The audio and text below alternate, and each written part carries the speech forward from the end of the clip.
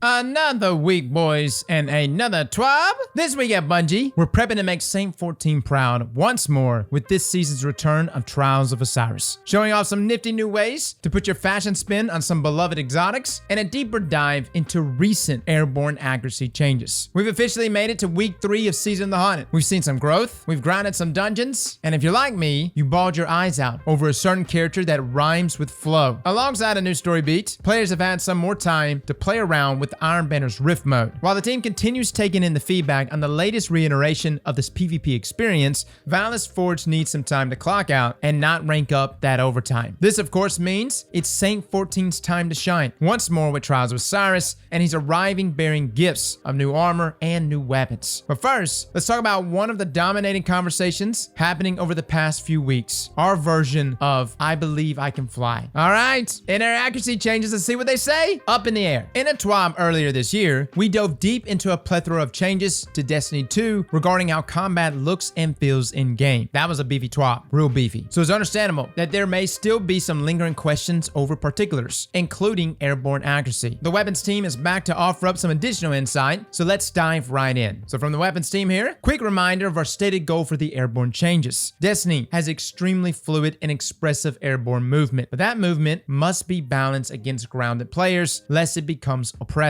We want all players who enjoy that playstyle to be able to build into it, but they'll have to make tough choices about what they leave behind to do so. Successfully engaging in the air will no longer be as simple as put an Icarus script mod on, but the upside for heavily investing in it will be higher. I'm having a hard time believing that, by the way. We're putting together a detailed explanation of how Airborne Effectiveness interacts with aim assist and accuracy for players who love to dig into the details, but that's going to take a little longer, and we wanted to address some points of confusion early. First, the Season 17 patch notes included a line that incorrectly stated that all primary weapons have their airborne accuracy penalty removed. This should have been qualified as at 60 airborne effectiveness, all primary weapons have their airborne accuracy penalty removed. Yeah, it's just getting to that 60 mark, right? That said, at base, primary weapons generally shoot straighter while airborne than they did before. For example, the hand cannon base accuracy cone, aka error cone, is now 0.8 degrees compared to 0.97 last season. And you can now fully eliminate the airborne accuracy penalty, meaning your weapons will shoot as straight as they do while on the ground, which wasn't the case before. Note that even if the center of the accuracy cone is directed at a target, if your accuracy cone is wider than the target on your screen, any single projectile can still miss. For this reason, we recommend that you try hitting one of the important thresholds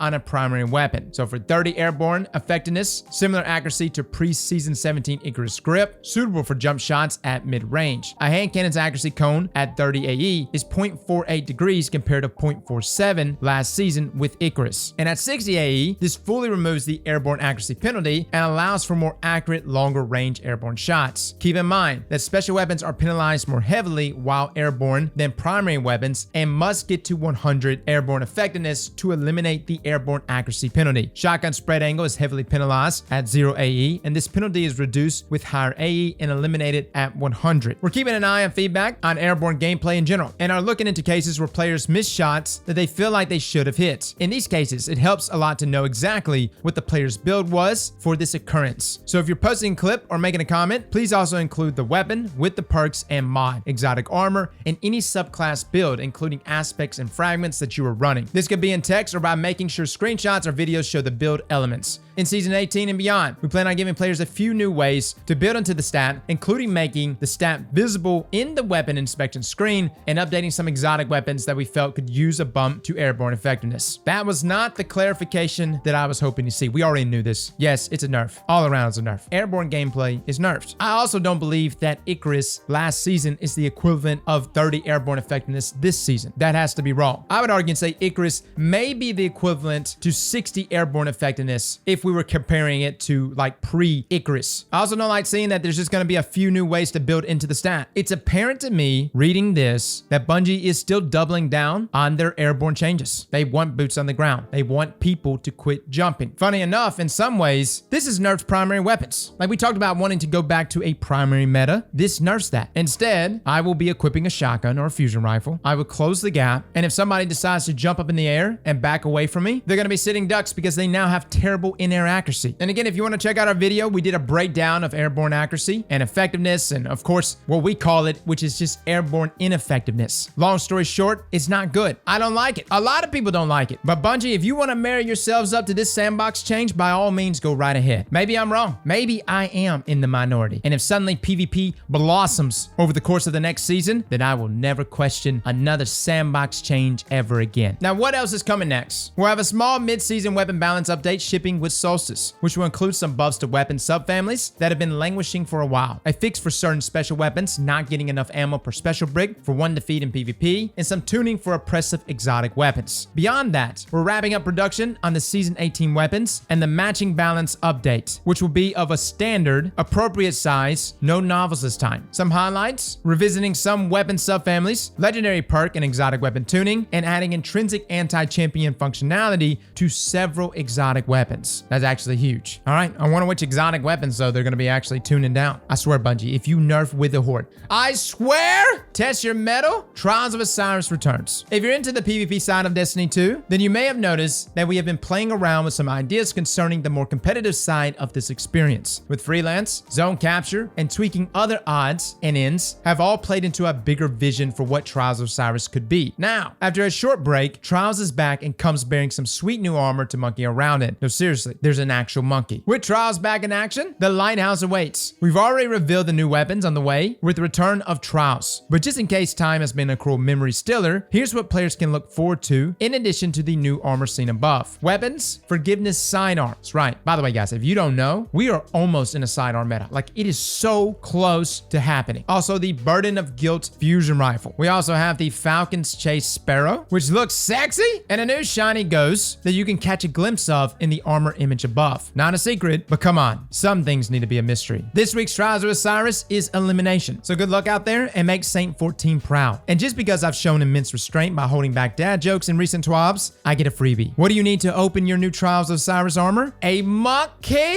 Well played. By the way, we will be live tomorrow playing Trials. We're gonna play one card. I am gonna review the weapons, and then I have got to book it to Guardian Con. But yes, we will be reviewing both of those weapons, probably doing live reviews. And I say both of those weapons, but there's a good chance only one of them is gonna be dropping. But yes, tomorrow we'll be live. Moving on, we flame to please. At the start of Season 17, we introduced players to Solo 3.0 and all the possibilities that come with it. To add a little more team bonding into the mix, we had a few fragments that were kept a secret for the community to work together to uncover. As we knew you would, everyone pulled together to take on the new Nightmare Containment activity, despite a few technical hiccups, and got the job done, fully unlocking these new puzzle pieces that make up a bigger fiery picture. For those fellow statistical nerds out there, here's a quick breakdown of the event and an answer to the most important question we've asked. How many Guardians does it take to blow up a light bulb? Over 1.6 million players completed at least one Nightmare Containment during the event. Guardians averaged 13.8 Nightmare Containments per character. One dedicated player completed over 390 Nightmare Containments over the course of the event. In the first 24 hours, one Guardian successfully completed 78 Nightmare Containments. By God, that is booking it. That's impressive. Good work out there teaming up and getting the job done. In addition to the solar fragments unlocked,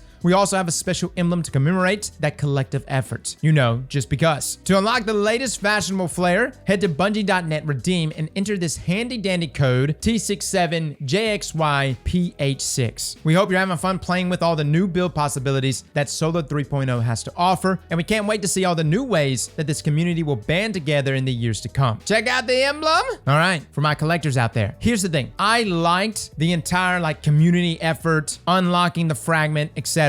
Here's the issue though. We didn't even know it was a community effort to unlock these fragments until what? Like a few days before we unlocked it? If we had started off the season with Bungie being like, yo, you got some fragments there. You could unlock them if you did 1 billion of these containments. Man, we would have been doing those containments one after another with no interruptions. Now granted, we pretty much did that anyways, but it would have been nice to know about this event at the beginning of the season. Another thing that really threw me off is that some people had the fragment unlocked, or some of the fragments unlocked when they weren't supposed to. It was like things bugged out. It's been a very buggy season. I love community events. They're fantastic, but I would love more open clarification on it in the future. Now, universally fashionable. In the Eververse, you'll see a few new legendary ornaments for class items. They are undeniably cool looking, if you ask me, but if you look a little closer, you'll notice a special exotic tie-in. Not only do these ornaments look stylish, but they also have an exotic synergy special effect. The latest fashion trend pairs with the original iteration of a few important exotic pieces. Check out what's new below. So the Cloak of Bacchus, oh my, pairs with, of course, Mask of Bacchus and adds a stasis effect on the cloak's collar. Oh, that is hot. My lord. The Mark of the Falling Star states Mark of the Falling Star pairs with the Titan chest piece, Curious of the Falling Star, and it adds an arc effect on the Mark's trim. My only complaint right now is, Bungie, you're not wearing the gear. Like, I want to see the effect, right? Can we see the effect? A good looking Mark though. Also, Bond of Battle Harmony. Bond of Battle Harmony pairs with the Warlock chest piece, Mantle of Battle Harmony, and it adds an arc effect on the bottom of the Bond awning. By the way, all these arc effects makes me already wonder how potent Arc 3.0 is going to be, right? Outside of that, guys, this is Pride Month, and of course, there is a Pride pin out there that you can get. If you want to check that out, I am terrible about collecting pins. I wish I collected more of them. You also got an emblem as well. Now, as a final note here from Bungie, we're now delving into week 3 of Season of the Haunted, and this week's storyline gets intense. If you haven't experienced it already, we recommend getting some tissues, maybe some comfort food too, just to be safe. With Trials of Osiris live this week, and the recently mentioned changes to how Solo 3.0 feels when fighting that good fight, we'll be keeping a close eye on feedback from the community. As we continue experimenting with all of the aspects of Destiny 2, we appreciate all the feedback, and we value that continued and respectful conversation. In the meantime, get in there and play around with some of the new build types. Explore more of what activities like Nightmare Containment and Sever have to offer, and don't forget to drink your water and take your vitamins. Until next time, stay kind and go give Zavala a big old hug for me. I should go love Hippie. Yeah, guys, if you haven't been checking the story, holy hell, it's getting deep, dude. This is like season of the therapy. Like every week it's making me self-reflect. I don't like self-reflecting, but this season's really bringing that out, especially in all of our favorite characters. The rumor is that eventually we're gonna get Ikora and her nightmare will be Cade. I don't know if we're gonna get it or not, but I would love to see Cade, even nightmare version Cade. Well, fellas and ladies, thank you all for coming and watching, and as always, Slap that like button like your mama told you right.